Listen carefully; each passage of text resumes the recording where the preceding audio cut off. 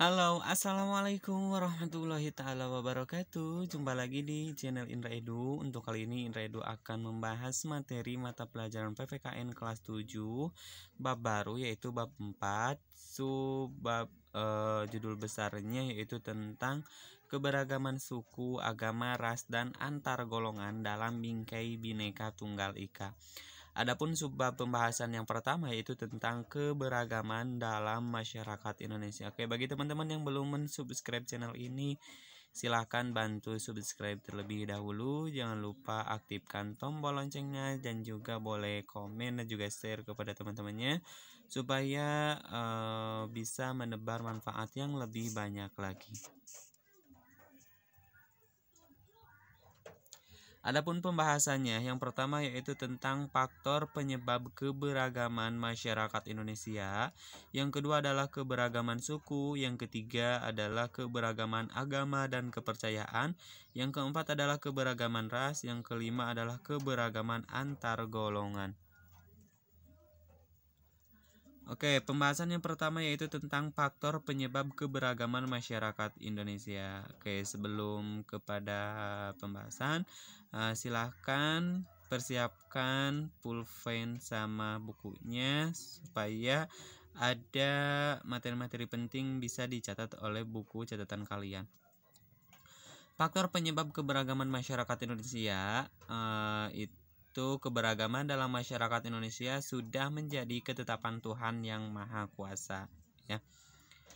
Yang selanjutnya adalah keberagaman merupakan anugerah yang patut disyukuri karena tidak mudah mengelola keberagaman di Indonesia. Keberagaman merupakan sebuah kekuatan guna mewujudkan persatuan dan kesatuan bangsa. Menghormati keberagaman merupakan sikap terpuji sebagaimana Tuhan menciptakan makhluknya yang beraneka ragam. Keberagaman masyarakat Indonesia dipengaruhi oleh beberapa faktor, baik yang datang dari dalam maupun luar masyarakat. Hal ini juga dipengaruhi oleh faktor alam, diri sendiri, dan masyarakat. Secara umum, keberagaman masyarakat Indonesia disebabkan oleh hal-hal sebagai berikut. Yang pertama adalah letak strategis wilayah Indonesia. Yang kedua adalah kondisi negara kepulauan, yang ketiga adalah perbedaan kondisi alam, yang keempat keadaan transportasi dan komunikasi, yang terakhir adalah faktornya itu adalah penerimaan masyarakat terhadap perubahan.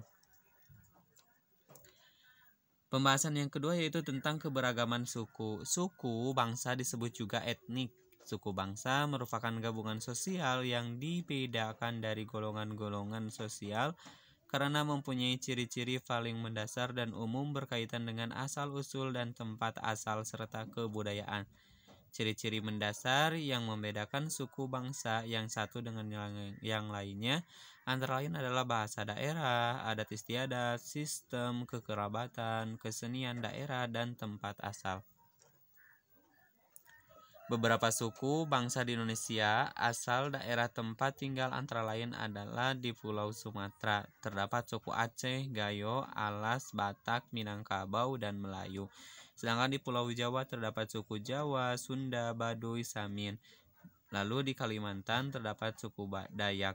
Di Sulawesi terdapat suku Bugis, Manado, Gorontalo, dan Makassar.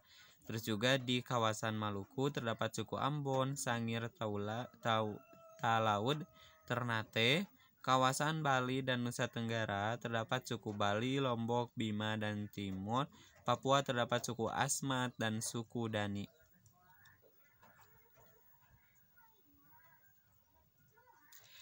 Yang ketiga adalah keberagaman agama dan kepercayaan. Tahukah kalian mengapa Indonesia memiliki keberagaman agama? Oke, karena pada zaman dahulu banyak pedagang yang dari luar kedatangan ke Indonesia bukan hanya berdagang saja, melainkan mereka menyebarkan agama. Ya, salah satunya adalah menyebarkan agama.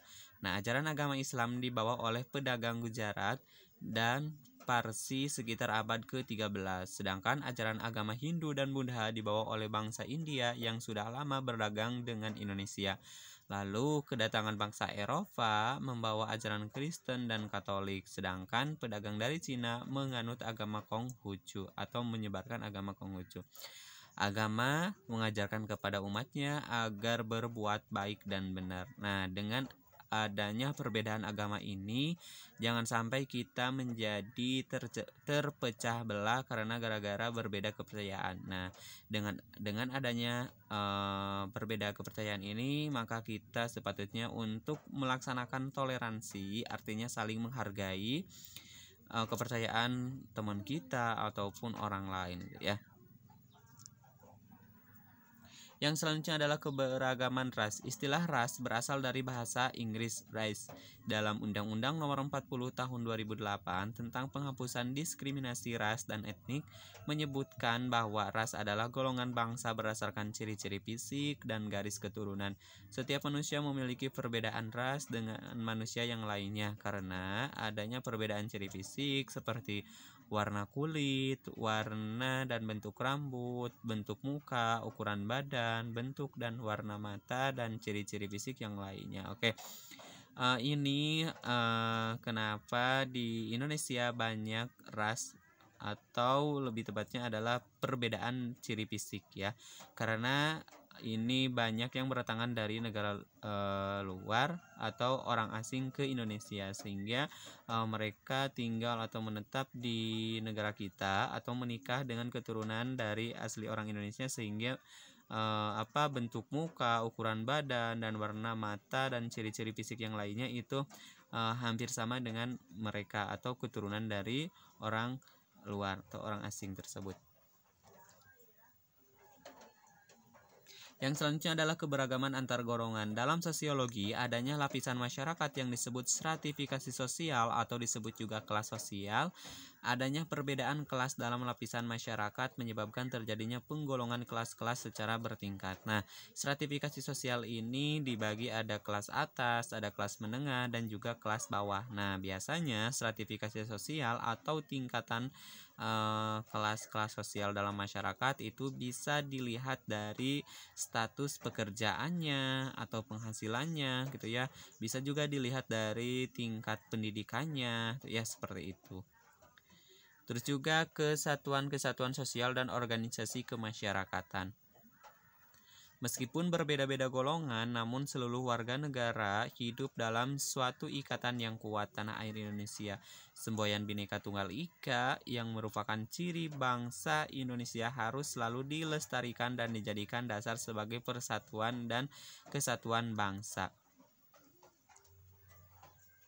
Nah, kalau kita perhatikan mulai dari tadi ada keberagaman suku, keberagaman ras, keberagaman agama, juga keberagaman antar golongan, itu jangan dijadikan sebagai salah satu perpecahan. Karena kenapa dikatakan sebagai perpecahan? Karena mungkin ada sebagian suku atau sebagian agama, sebagian ras dan antar golongan itu lebih menonjolkan diri, sehingga dia merasa paling nomor satu atau merasa paling bagus di antara keberagaman yang lainnya. Nah, itu tidak boleh dijadikan seperti itu, ya.